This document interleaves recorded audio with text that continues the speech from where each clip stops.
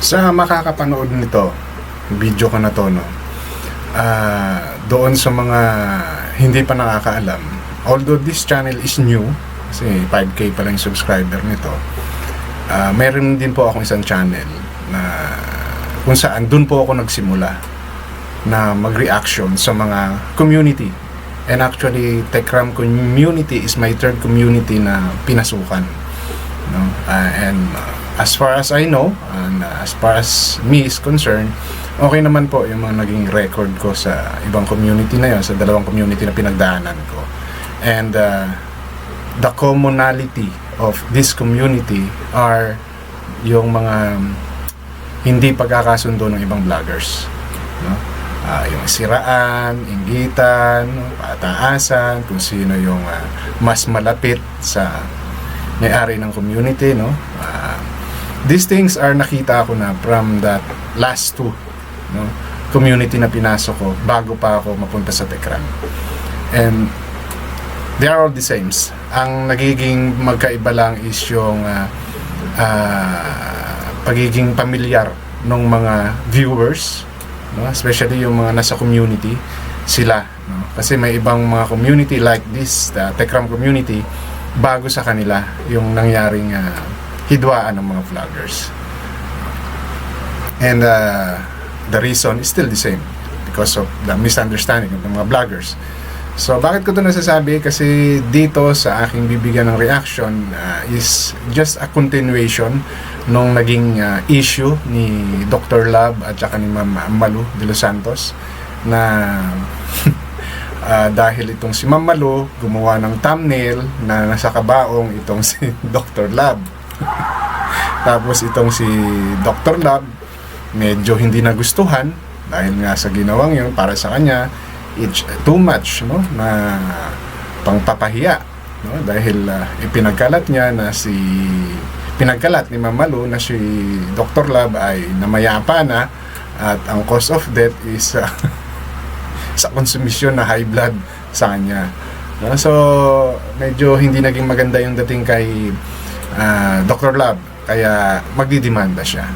Actually, my first reaction about this issue is yung epekto ng gaano katagal at siseryosohin ba sila ng mga kukunin nilang abogado dahil pareho silang vlogger, eh, no? Yun po yung first part ng aking reaction about this matter. Now, in this content, ang magiging laman naman po nito ay yung pagpapahayag, no, ni Kalingap Rab sa kanyang saloobin sa tungkol sa pagtatalo nitong dalawang to, at yung itutuloy na raw ni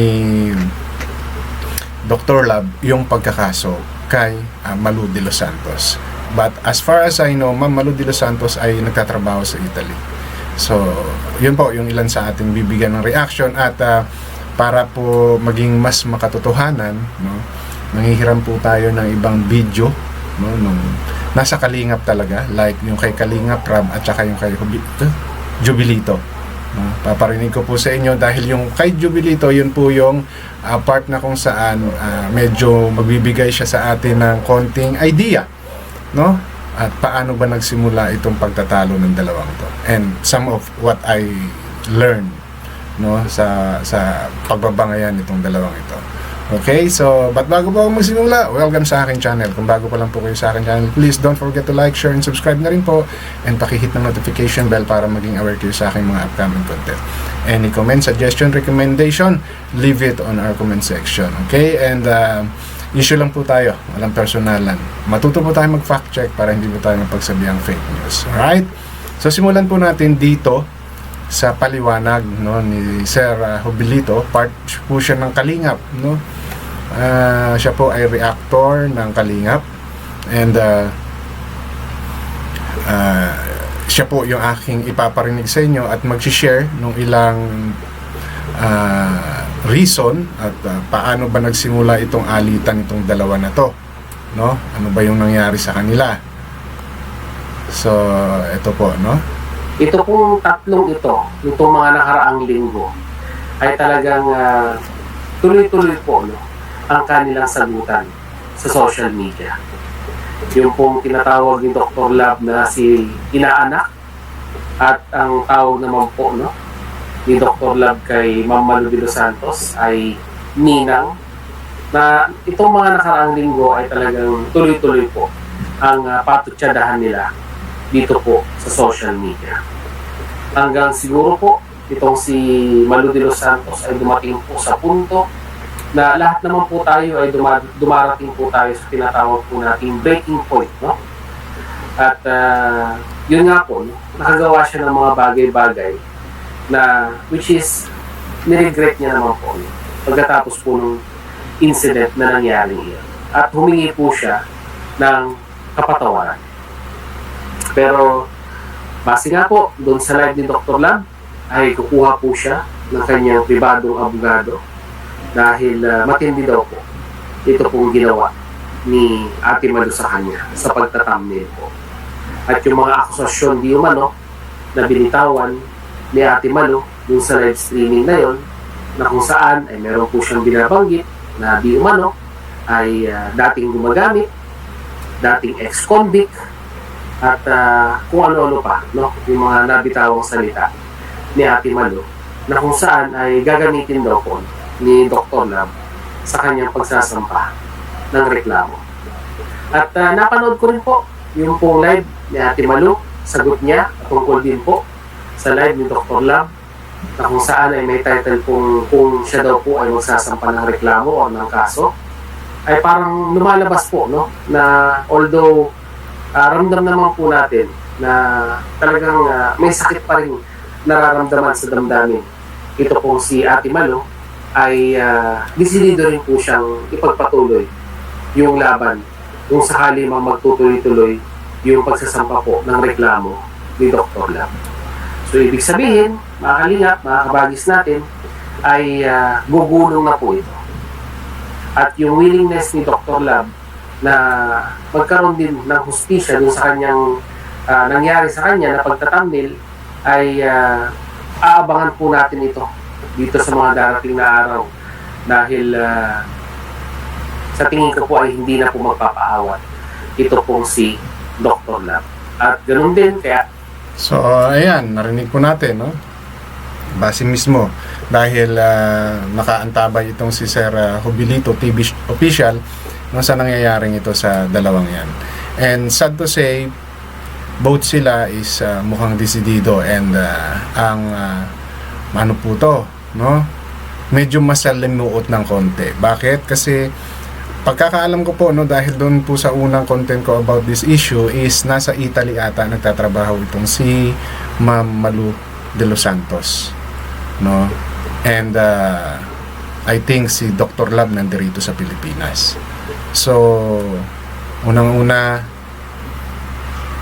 pong dapat nila i-consider kung si Sir Dr. Lab, no, ay kukuha ng private lawyer, and I hope they have the money. He has the money. Because as far as I understand, 25 to 50. Depende sa kalidad ng attorney mo ata ang kukunin mo para sa acceptance fee. No? Then, wala pa po dyan yung mga dokumentong ilalabas ninyo. Diba? Then, pag naisampa ang kaso po,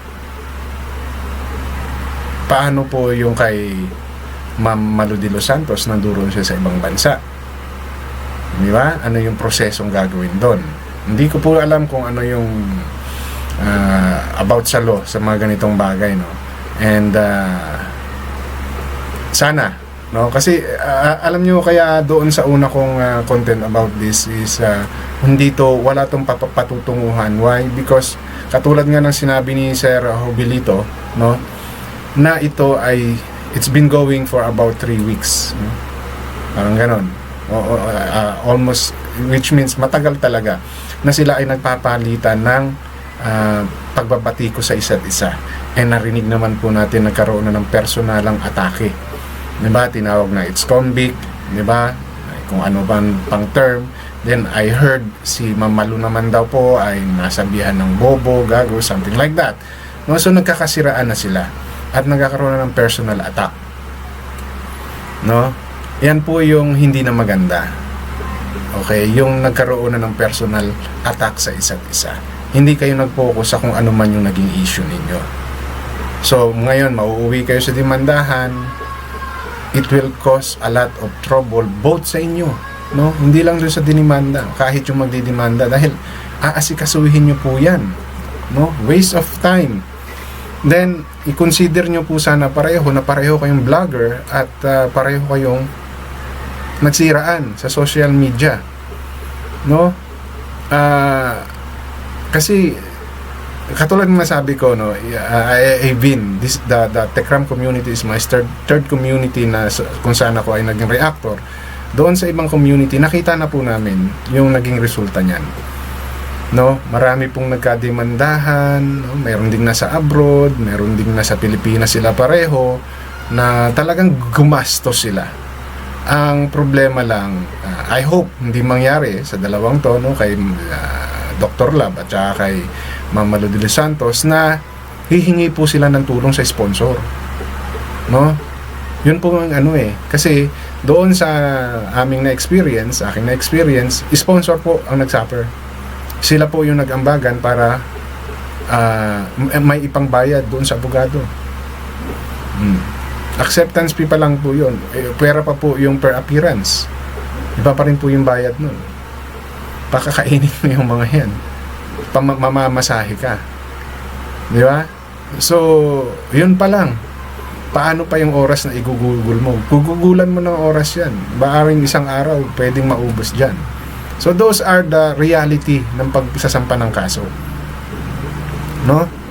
Tapos, mamaya malalaman ng judge, sige, sabihin na natin i-accept ng kanya-kanya yung abogado yan, di ba? Sabihin natin kailangan din ng pera, di ba? Ay pagdating po doon sa judge, malaman na pareho kayong vlogger. May mga ganun na po kasing pangyayari na nung nalaman na parehong vlogger, nadadrop yung kaso, pinag-aayos na lang sila. Maigi sana kung sa mga attorney nyo pa lang, pagpayuhan kayo, mag-usap na lang kayo because of the trouble na pwedeng, kasi ang pinakamatinding kaso nyo lang din naman yan, cyber libel, no? Defamation, maninirang puri, mga ganon, no? So I hope na pag sinimulan to, matuloy-tuloy ninyo at yun po muna sana yung maisip, no? Yung magiging idudulot nito na inconvenience sa inyo pareho. Ako kasi ang pinakamalaking punto ko rito, pareho kayong vlogger no? Baka sabihin pa sa inyo ng mga abogado nyo, ano ba, gusto nyo lang bang mapag-usapan yung mga channel nyo? Di ba? Kasi well aware na ngayon ng mga abogado sa mga vloggers na nagdedemandahan, na nagpapatulpo. Aware na po ang mga lawyer sa mga ganyan, dahil napakatindi ang mga vlogger dito sa atin sa Pilipinas. So may mga instance na po na pinapayuhan talaga ng mga lawyer yung mga vlogger at nare-real talk sila, no? And most of the time po, no, these are cases na kumbaga hindi masyadong pagbibigyan ng pansin kung hindi mo talaga gamitan siguro ng pera, no? Kung hindi ka kukuha talaga ng medyo malakas na attorney, no? Alalahanin po natin, the more experience and more knowledgeable ang isang lawyer, mas mahal po ang bayad niyan, no? And okay lang po yan kung kayo lang talaga gastos, personal money niyo. Paano kapag humingi po kayo ng tulong sa sponsor? Sino po ngayon ang mahihirapan? Nagdamay pa kayo, di po ba? Yan lang po yung punto ko doon, no? Kung magpo-proceed talaga si Dr. Lab and Ma'am Malu de los Santos naman is willing to face, no, yung kanyang isasampang kaso, so paano si Ma'am Malu uuwi pa from Italy, umattend sa hearing?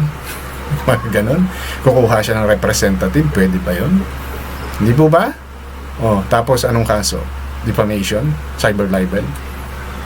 Gaano katagal uusad yung mga kaso na yan? Di ba? Pareho magdadala lang ng inconvenience sa inyong dalawa to, no?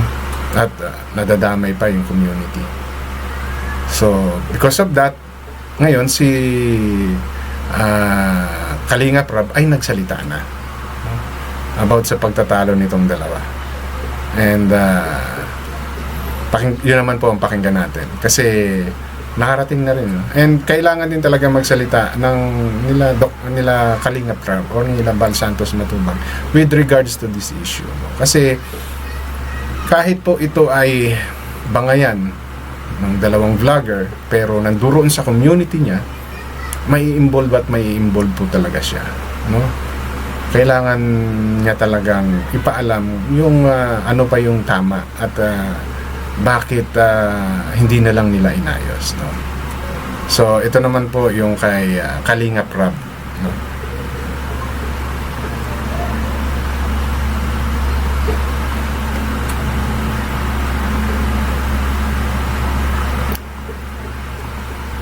At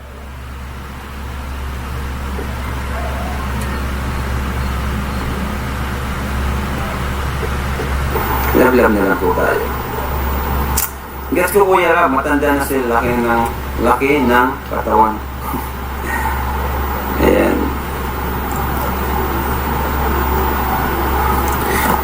Si Maluson.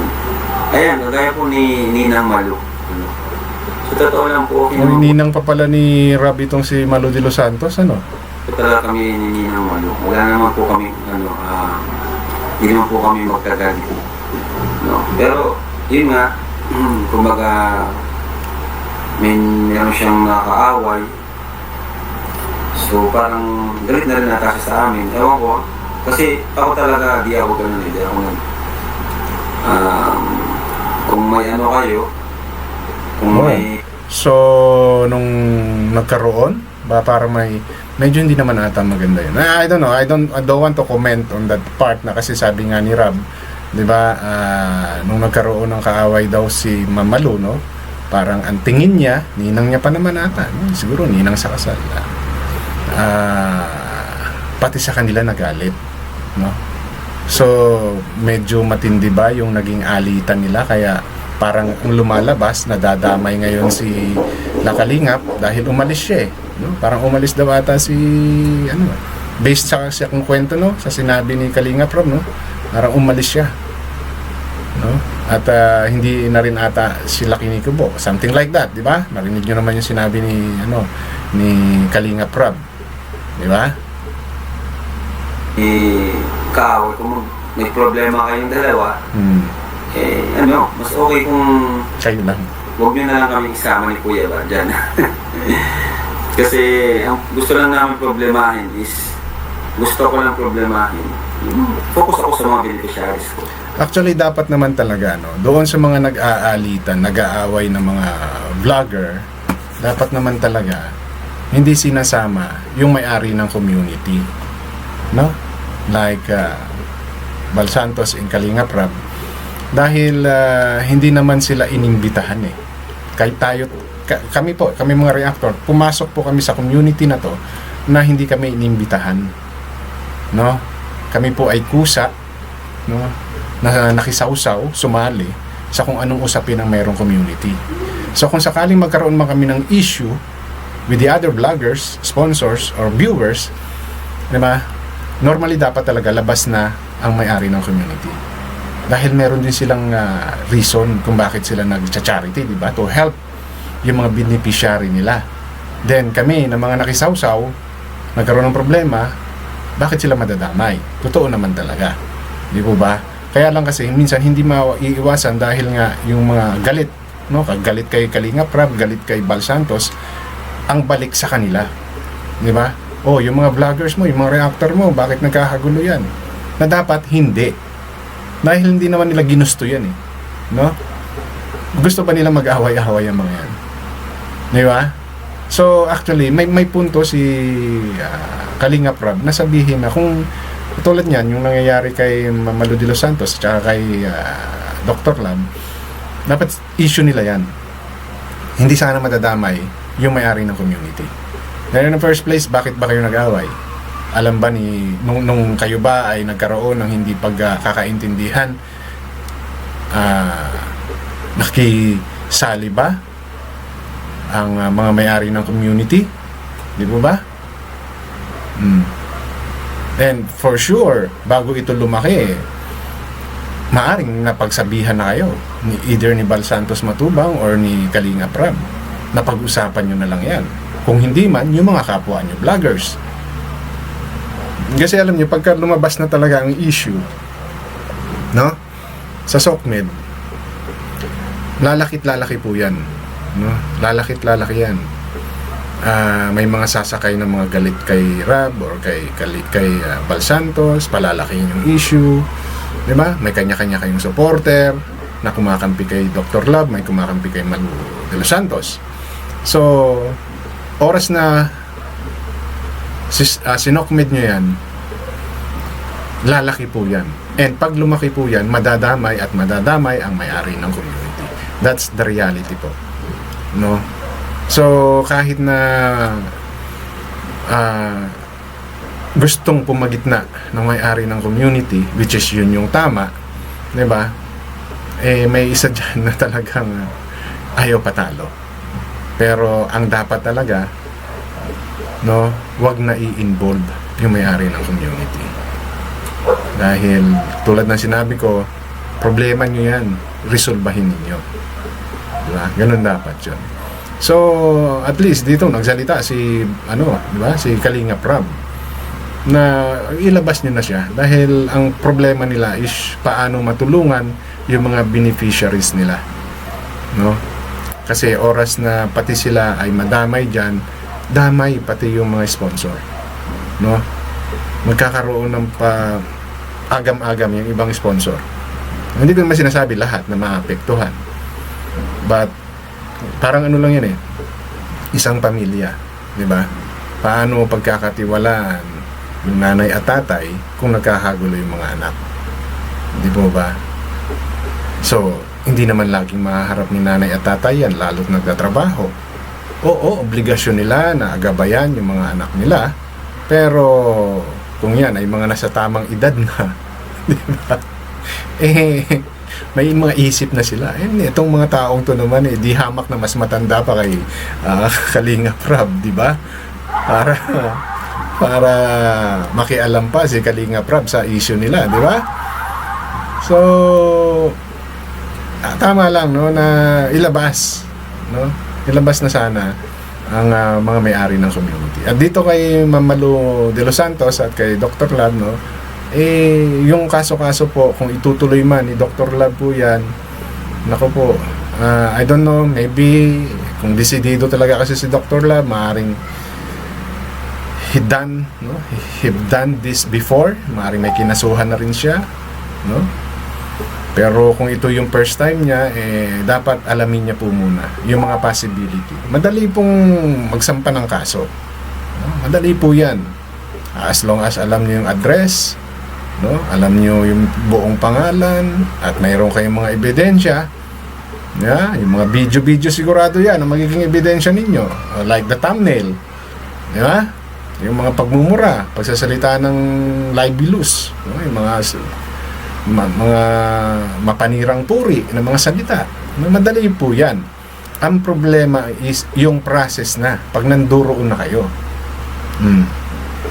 So, i-address yan ni, halimbawa lang, no? I'm not too sure. I-address man ni Dr. Lab dito sa tirahan niya sa Pilipinas. What if ilang years na palang hindi umuwi si Ma'am Malu de los Santos? Diba? Hindi natin alam kung ano na yung status ng citizenship niya doon. Paano po kung wala na siyang address dito sa Pilipinas? Di po ba? So, there's a lot of things to consider. Hindi natin alam kung anong mayroong treaty or kasunduan ang Pilipinas sa Italy when it terms to this mga taong kinakasuhan. Di po ba? So, medyo masalimuot. Di ba ba? Ngayon, kung desidido sila, just make sure na they are pinag-isipan nila, no, yung mga pros and cons of doing this. No? Ako kasi unang-una, vlogger sila pareho. So the possibility na mag-progress yung ikasampang kaso, kung magsasampa man si Dr. Lab, I'm not too sure unless talagang porsigihin ni Dr. Lab. No? Maglalaan talaga si Dr. Lab ng oras. Ngayon, si Ma'am Malu de los Santos, maghihintay na lang yan. No? Magka-counter lang siya. So, ang trabaho talaga ay na kay Dr. Lab. So, sana pag-isipan yun. Okay? So yun lang po yung gusto kong i-share sa content na to, and issue lang po tayo, no? Walang personalan. Tulad na nasabi ko, matuto po tayo mag-fact check para hindi po tayo magpagsabihang fake news. Hanggang dito lamang, maraming salamat.